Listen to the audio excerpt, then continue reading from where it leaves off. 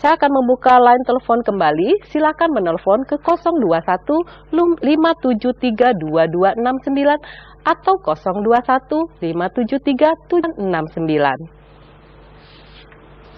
Ya, sambil menunggu saya akan membacakan pertanyaan melalui email.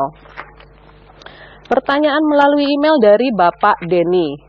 Dari Bapak Denny, Pak Denny tanya bagaimana langkah-langkah membuat anggaran keuangan. Pak Denny, anggaran keuangan yang baik akan dapat membantu. Iya, silakan. Ada telepon. Halo, uang Anda. Halo, uang Anda. Iya. Halo. Iya, silakan Pak. Bu. Iya. Saya ini pegawai swasta. Sebutkan nama dulu Pak, sama dari mana asalnya? Saya Herman dari Riau. Herman dari, ya silakan Pak. Saya sebagai swasta. Bagaimana cara mengelola keuangan Bu sebulannya? Iya. 5 itu. Oh ya, baik Pak Herman, terima kasih dari Riau. Bagaimana mengelola keuangan per bulan? Seperti tadi saya sudah menjawab untuk Bapak Hendra dari Sorong, bahwa kita harus melakukan pencatatan penerimaan dan pengeluaran. Maaf dari Solok ya. Maaf dari Solok, Bapak Herman dari Solok. Nah, mencatat pengeluaran dan penerimaan itu sangat penting. Karena kita akan bisa melihat sebenarnya apa saja yang sudah kita keluarkan tetapi tidak terlalu penting.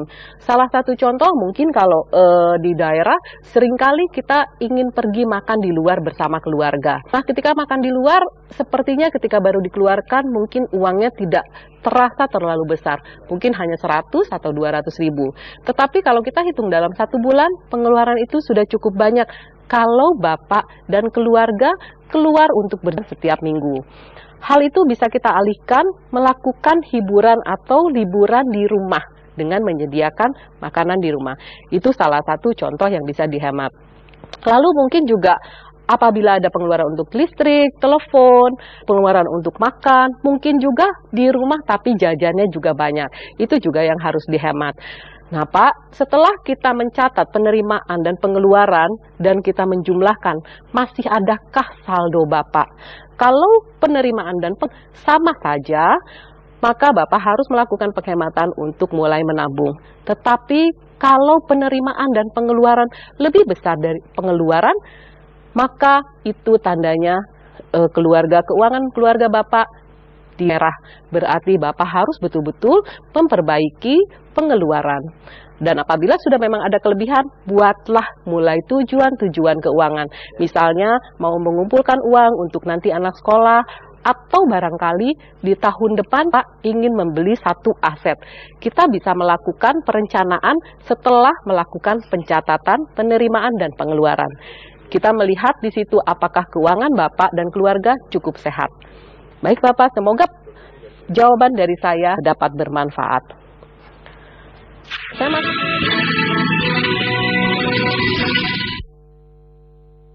Baik, sekarang kita akan membacakan pertanyaan dari email. Pertanyaan pertama tadi dikirimkan oleh Bapak Dedukasi. Pertanyaan via email, bagaimana langkah-langkah membuat anggaran keuangan? Pak Denny, anggaran keuangan yang baik akan dapat membantu Anda memonitor pemasukan dan pengeluaran untuk membuat anggaran yang baik. Bapak dapat mencoba menerapkan 5 langkah berikut. Mohon maaf, yang pertama, cek apakah keuangan Anda sehat. Buatlah catatan rencana penerimaan dan pengeluaran dalam 1 tahun. Dibuat detail termasuk cicilan rumah, mobil, ataupun cicilan apapun. Dengan melakukan ini, Anda dapat mengetahui apakah pengeluaran Anda melebihi pemasukan atau seimbang, atau Anda memiliki kelebihan dalam tahun. Kedua, apabila pengeluaran lebih besar dari penerimaan, lakukan evaluasi pos mana yang terlalu boros. Segera lakukan rencana penghematan. Aturlah pengeluaran Anda, apakah itu untuk membeli makan, membayar cicilan, atau membayar uang sekolah anak. Apapun itu, Anda harus menulis setiap rupiah yang Anda belanjakan. Cobalah mencari cara untuk menghemat uang. Tunda atau coret pos pengeluaran yang kurang atau ting. Lalu tentukan tujuan keuangan Anda. Ketiga, apabila penerimaan dan pengeluaran seimbang, lakukan evaluasi yang mana yang dapat dihemat agar Anda dapat memulai tujuan-tujuan keuangan. Keempat, apabila pengeluaran Anda lebih sedikit dari penerimaan, lakukan evaluasi kembali adakah pos yang masih dapat dihemat. Langkah berikutnya, tetapkan tujuan keuangan Anda. Buat daftar prioritas tujuan keuangan dan segera lakukan perencanaan keuangan dengan mempos-poskan tabungan Anda sesuai tujuan keuangan. Kelima, buatlah catatan penerimaan dan pengeluaran setiap bulannya secara detail. Ini penting untuk mengetahui apakah rencana keuangan Anda sesuai dengan pelaksanaannya. Tips dalam membuat anggaran keuangan adalah sangat penting membuat skala prioritas dalam hidup Anda. Buat daftar tersebut dalam poin-poin berdasarkan urutan prioritasnya, dari yang paling penting sampai yang kurang penting. Tetapkan tujuan keuangan Anda. Anda belum memiliki dana darurat, segera bentuk dana darurat Anda sebesar 3-6 pengeluaran. Karena ini merupakan salah satu hal yang penting dalam melakukan rencana-rencana keuangan. Lakukan evaluasi setiap bulan. Apakah Anda sudah menghabiskan uang lebih banyak daripada yang Anda anggarkan? Jika memang, coba evaluasi kembali rencana Anda. Lalu lakukan perbaikan. Disiplin merupakan kunci keberhasilan dalam pelaksanaan rencana keuangan Anda. Nah, Pak Denny, semoga jawaban saya cukup jelas untuk Anda.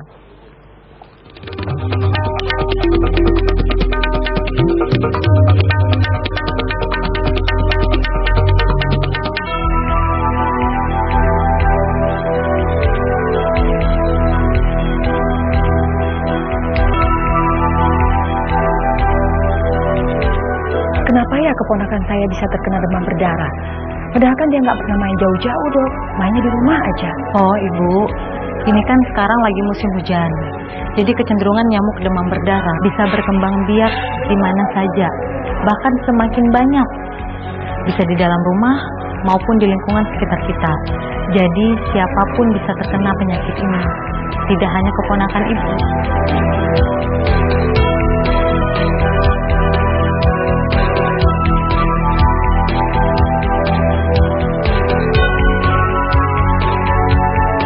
Waspadalah terhadap penyakit demam berdarah dengan menjaga kebersihan lingkungan merupakan kunci menghindari penyakit ini.